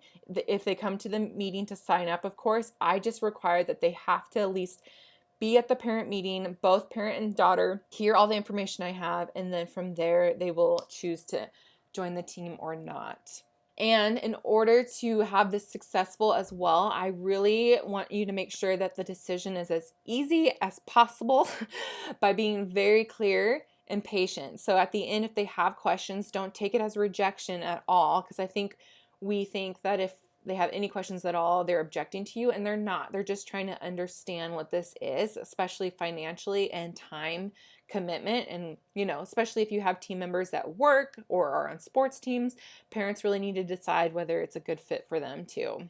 Okay, so this is kind of the rundown or the outline of what my meetings look like. My meetings now only take about 20 to 30 minutes, depending on how many questions they have. My goal is for them to not have a ton of questions at the end, though, because I've explained everything so well. But this is kind of the way I run my meetings. So when they first hop on online, we're just face to face. I don't bring any information up. I say hello, I welcome them, I do a little small talk. I want to be a human again. I usually thank them because they don't know what anything is. Usually they have no idea what this is. Even though I've been doing model teens for years, I still get parents that show up and have no idea what this is. So just remember that you acknowledge that, because it always gets people to laugh. Like, yeah, I have no idea what this is.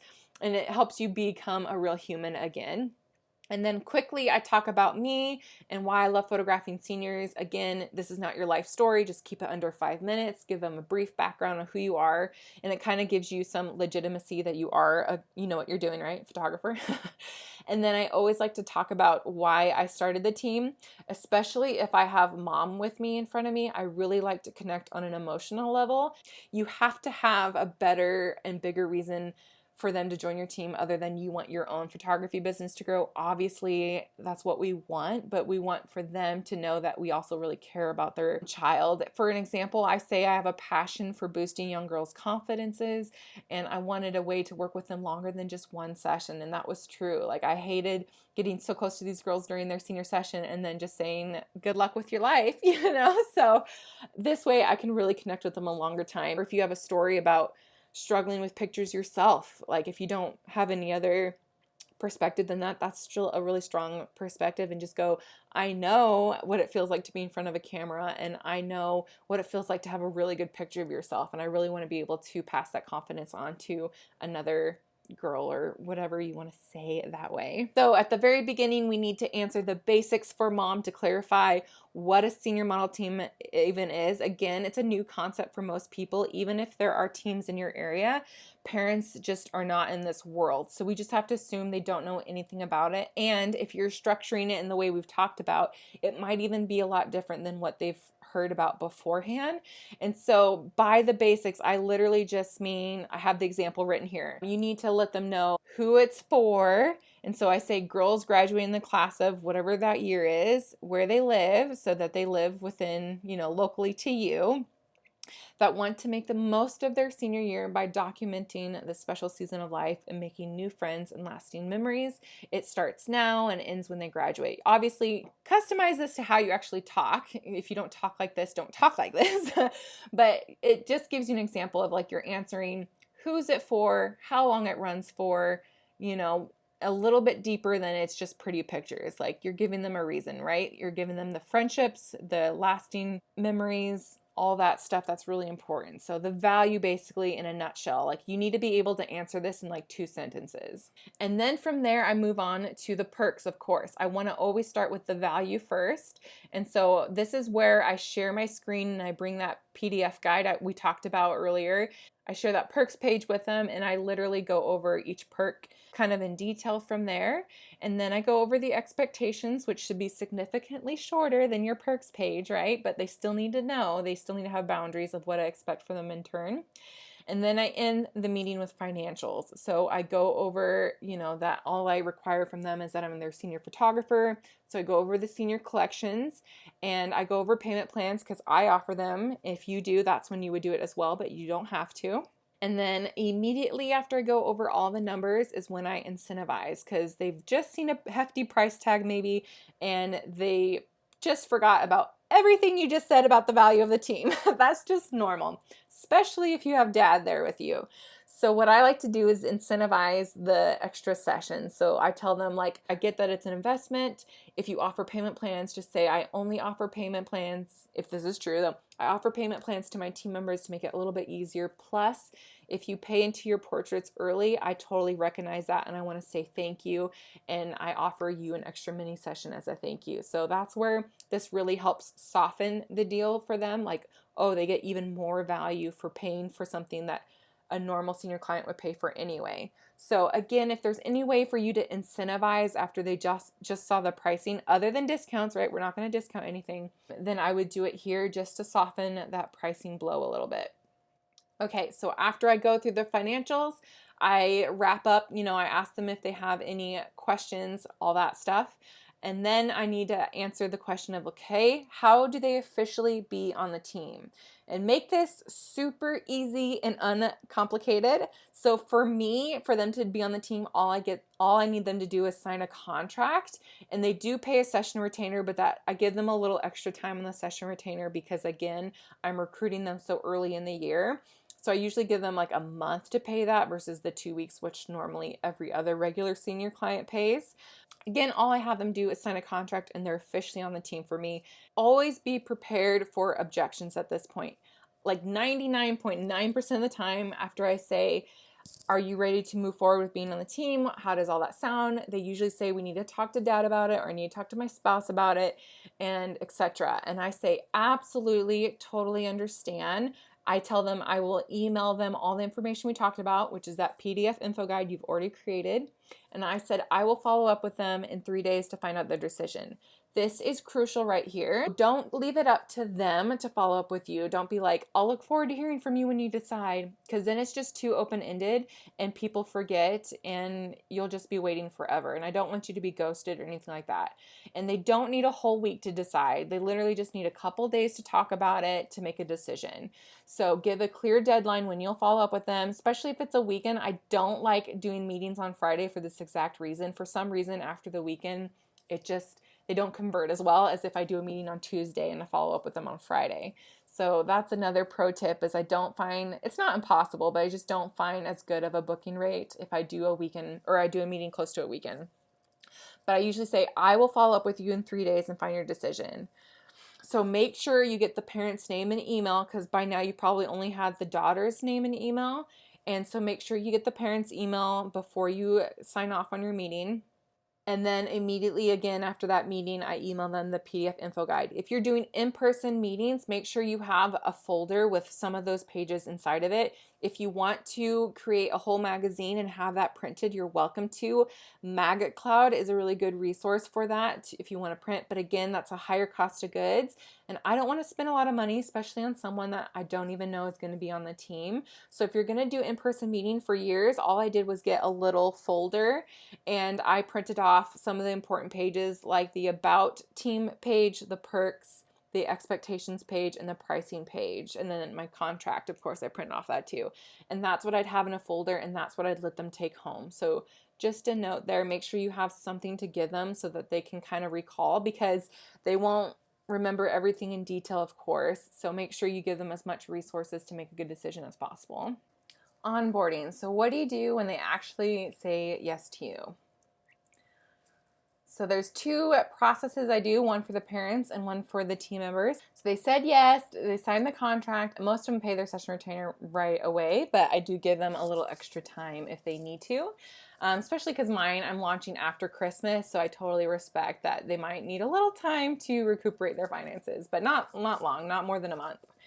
So for parents, I add them into my HoneyBook. So I use HoneyBook to manage all my clients. So I add them into the HoneyBook and I send them a welcome email. So again, you'll get this in your resources, but I send them an email of my contact info, session retainer info if they haven't paid, payment plan info if they're going to do that, and basically what to expect next when the first start date, start event is going to happen. So I just want to make sure they're on the same page. Plus it gives them confidence that after signing the contract or giving me money that it was a good decision and that I'm prepared.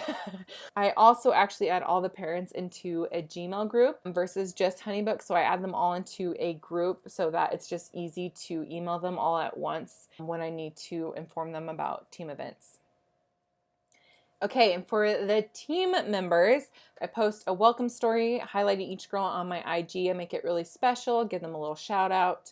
I also add everyone to the GroupMe chat. So I use the app GroupMe to communicate with the girls. I love GroupMe because you can post polls in there, you can do RSVP to events, and you can post like gifts and all that stuff in there. So it's just a fun way to interact with the girls. First, I add everyone to the group though, and I post house rules, so just that they're respectful to each other and to please. My biggest thing is that they actually reply to me within reasonable time. I usually tell them, please respond to anything I post within a week, just so I know they're getting the information they need. And then I ask them to introduce themselves, you know, when their birthday is, maybe their favorite TV show, something like that, just so that all the girls can start interacting with each other. And then of course I let them know when to expect the first photo shoot or event. And then I always like to create folders for my team. I actually do both digital and physical folders. That's just my workflow, but however you like to keep track of your clients, I create a folder for all of them. And then I like to do a welcome gift. So in the beginning, I actually delivered these to their school, and I liked it because it was just a fun surprise. I don't know if you ever remember receiving something at school unexpectedly. It was just really exciting, and then all their friends wanted to know who sent them something. And so again, it was like a little marketing tool. But high schools are getting harder to get into, so if they have restrictions on that, no big deal. If that's the case, then I like to bring the gifts to the first event we do together, which is our headshot mini session, but then I give them all their welcome gift and just help them feel a little special. And now I want you to celebrate. You're probably exhausted after launching and getting them all onboarded. Please, please take this time to celebrate every win, and for actually launching your first team or another team if you've done a team before. You did an amazing job and you deserve to celebrate this win. So congratulations on getting this far. I hope you're getting really excited about launching your team.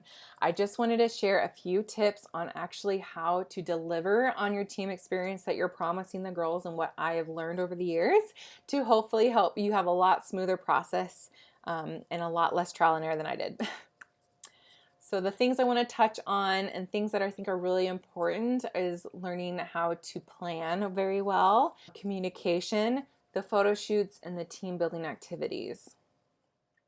So planning. So first, you should probably already know how many events and photo shoots you want to do at bare minimum. You don't want to overpromise and underdeliver. You want to underpromise and overdeliver. So make sure you're realistic, meaning like you don't need to promise something every month. You don't need to be doing something every month with these girls, but maybe every other month or every 2 months. And I say be realistic because if you're a mom of 5, then you probably don't have as much time as somebody that maybe doesn't have a family yet or doesn't have any other responsibilities taking as much time. So make sure you're carving out the right amount of time for you to keep your sanity, but also have a good team experience. So what I would do is get a year calendar, which you probably have already done when you were setting up how many events you want to promise, but get a year calendar, block out dates. And so I like to pick out at least like the week or 2 that I think will work for me. And then I can kind of plan my personal life around there as well. But it's really important you do this now, because if you wait until like 2 weeks before you need to do an event, it's probably going to be really chaotic and really stressful. So once I figure out the date or weekend I think is going to work, I kind of count 4 to 6 weeks back from there, and I write myself a little note like need to plan event 1 or need to plan event 2, and it helps me start getting so that by the time I reach there, I'm well on my way to planning and being on schedule for everything. And like I said, every year gets easier, so you know what events work well and kind of what time of year to do them. If it's your first year, that's probably like my most stressful year was the first 2 years trying to figure out events, just because I wasn't sure what would be a good event or not. And I've definitely found the ones that work better for me than others. And just a note, my events are not mandatory. I do want the girls to make it to as many as possible, and especially the photo shoots, I try to make sure everybody can come. But like the team building activities, I don't make them mandatory. So again, a lot of the girls work and are in sports and teams, and so that's a perk for them because they don't feel like they have to make it to all of them. It's not like if they miss one, they get kicked off the team, but it also makes my life easier because then I'm not having to work around every single person's schedule and trying to find a date that works for everybody. That's a nightmare. So just know that that's really unrealistic. For photo shoots, I do my best, and that's again if you have a larger team, again why I like to offer 2 dates, because usually somebody can always find one date that'll work. But for the team building activities like the flower picking, stuff like that, I just pick the date that works best for me and invite the girls, and those that can make it great, those that can't, no big deal. There'll be other dates to make it to. It just makes it easier planning because there's just no way I can make everybody work all the time. And then again, know your budget for the year. Make sure that you are doing the math for what events cost and that you're staying within the realm of your budget. Communication. So communicate, communicate, communicate. I have that in bold for a reason. I love teenagers, but it's like herding cats most of the time, and you will find that you have to repeat yourself a lot. Again, I use GroupMe for communicating with the team members, and I like to use GroupMe a lot, especially in the beginning, because the more I use it, the more I'm kind of teaching the girls that that's how they should communicate with me. If you don't use GroupMe or you only post in there when there's an event or something like that, you'll start getting girls messaging you on Instagram or texting you, and that might be fine if you have a small team, but once you start growing, it can be really chaotic to try to keep up with everybody if they're trying to message you from all these different platforms. So I really try to, I even say that in my house rules when I'm onboarding them, that this is the main line of communication. Obviously, anything private, or if they can always direct message me if they need to, if they don't want to talk about it in the group. But mainly the GroupMe is where we'll talk about everything. So that helps me keep organized too, because I can kind of like scroll up in the feed and see what everyone said again to help me remind what's going on. And we can dump ideas in there, pictures, all those things. And then what I do for parents is once I have all the final details of the time of the event, the date, location, all that stuff, I email parents once 2 weeks before the actual event. Planning will help you keep organized to do this, but I want to communicate both with the parents and the teenagers so everybody knows what's going on. And sometimes the teenager is actually more on top of things, and sometimes the parent is more on top of anything. But I figure one or the other is going to find my information. So again, you have to communicate a lot. And another note to just kind of making the experience really good and making sure your communication is active is make sure you're active in the GroupMe at more than just the events. So if you only have an event once every 3 months and that's the only time you post in there, you're going to find like the level of excitement, the level of communication is just going to go down because the girls aren't checking that. They might not have their notifications turned on for that group, for that app. So they might even not receive that message. So it doesn't have to be anything crazy, but usually at least once a month I'll check in. I'll say something like, even something cute like leave me an emoji on how this week is going for you, or if I know it's homecoming week, I'll say something.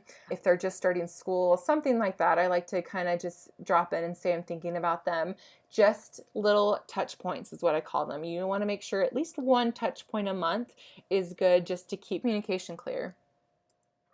So photo shoot tips. We've talked about a couple of them, but again, if you have a large team or even, really anything above like 5, I would have time slots for the girls to sign up for just so they're not all waiting around for their turn. If they're friends already, it's not so big of a deal because they'll just like hang out. But if they don't know each other, if they're from different schools and they're just kind of watching each other take pictures, that is just not the vibe you want most of the time because it gets kind of awkward and then it's not even fun for the girl. So I like to give them time slots so that no one's waiting around a whole lot. And again, if you have a large team, I would even consider breaking up like the group theme days into a couple days. Plus, it's just better management for me in general than trying to get 15 girls in at one day. Like that's just insane for me personally. I know for me personally, if I need more than 2 hours to photograph everybody, I'm splitting the days up. Another tip, like if you do see a girl standing around awkwardly on her phone or just not interacting with the girls, I actually like to give her a job. I either give her a job to hold my reflector, take some behind the scenes for me, come up with a TikTok that we can do, etc. Give her something to do, and that always helps a girl feel a little bit more involved. Another tip for experience is if it's within budget, consider hiring a videographer for one of your group shoots. Obviously the one that you're going to be most excited about. It gets great content for me, like really high quality, but most importantly, it gives the girls something else to do when I'm not photographing them. So a lot of my videographers, they'll take some of me photographing the girls, but then they'll take some of the girls to do some other shots like away from where I'm at. So it just gives them, again, something to do constantly and it up levels the experience. I usually try to do that at the front end, like one of my first group photo shoots, because again, the girls are most excited, most interactive, and it'll just create a really good experience for them as well. If it's not in the budget, no big deal. Maybe just bring somebody along to help you do behind the scenes content, but videographers are great if you can do it. And another huge tip is have a good idea of how many images you want to give each girl. Like I said, like 10 images is roughly 10 to 15 max is kind of what I give the girls for these extra shoots. And that helps me know how many, like how long I need to be with each girl in order to have 10 images for them. So that's just kind of a pro tip. If you know how many images you take per 20 minutes or half hour, then it kind of gives you a good idea of how long you need with each girl, and especially doing both the individual and the group images together as well. Okay, and then tips for the team building activities. I just want to reiterate that they don't have to be super elaborate. Again, you don't need to have this grand venue with this huge fashion show or all these goodie bags, all this stuff to make it a special experience for them. These girls just want your time and attention and just a fun memory to put for their senior year. And I like to mix mine up between photo shoots and activities. So maybe every other meetup is a photo shoot and the other one is an activity. Just keeps things moving for me, exciting, something different each time. And again, reach out to parents if you need help. Like, they are a great resource. They're supposed to be on your team. They're rooting for you. So make sure that you use them when you need to. Again, if money becomes tight, you can always do more photo shoots, since that will only cost you time. If you're really stressed about something, just pick a fun photo shoot and get the girls together. And it doesn't have to be elaborate where they're going out shopping or anything like that. I often tell the girls to raid each other's closets, a sister's closet, or go to the thrift store. Don't feel like they have to spend a lot of money in order to put these looks together. A huge tip I have for you is to always have icebreaker questions ready when you're waiting around. So if you're meeting, like let's say you're meeting at the entrance for all the girls to come there. So obviously girls are going to show up quicker than others. And again, if you have a shyer girl or if you're more shy, I always like to bring icebreaker questions or an easy game to play. Like, I love the game, I think it's called Headbands or Heads Up. It's one of those two. It's an app on your phone, and it's kind of like catchphrase where they stick the phone up to their forehead and they can't see the word, but you can, and you have to explain what the word is and they have to guess. So that's a really fun interactive way to get a couple of the girls in on it as you wait for the girls to show up. And it's little things like this that have helped me really build a good experience for the girls. And I know these sound small, but if you can get ahead of the game on these and really make it a smooth experience, the girls are going to want to come to your events. They're going to want to talk about you. They're going to want to just share about you, because they just feel like that. It's that old saying, like, people won't remember what you said to them. They might not even remember all the photos you've taken of them, but they will remember how you made them feel. And so all these little things are just adding to the experience of how they feel. And so it's really important. And again, if you make them feel good, they're going to want to share these activities and memories on their socials. And this is what they're going to ultimately remember about being on your team. And if you haven't already, be sure to check out the resources. I have a lot of goodies in there to help you launch a successful team. And I can't wait to hear how your next team launch goes. I love hearing from you guys, so please let me know how this next team goes for you. And I hope it's the best one yet.